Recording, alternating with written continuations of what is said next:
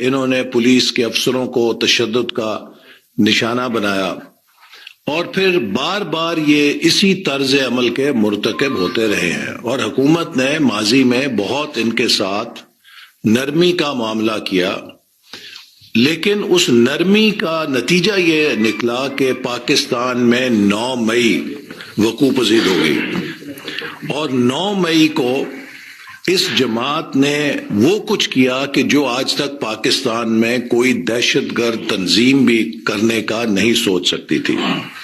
پاکستان کے مسلح افواج کے ہیڈ کوارٹر پہ حملہ کیا گیا، کور کمانڈر ہاؤس کو جلا کے راکھ کر دیا گیا،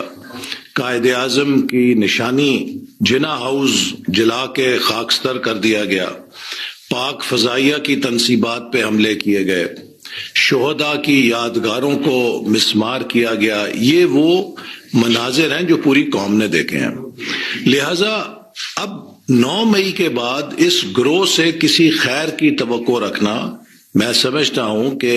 اتنا بڑا رسک ہے کہ اسے نہیں لیا جا سکتا۔ پاکستان کوئی عام معمولی ملک نہیں ہے، پاکستان ایک نیوکلیئر پاور ہے، اور یہ ضروری ہے کہ پاکستان کے اندر نظم و نسق اور پاکستان کے اندر آرڈر کو برقرار رکھا جائے، جس کو پوری دنیا بھی دیکھتی ہے۔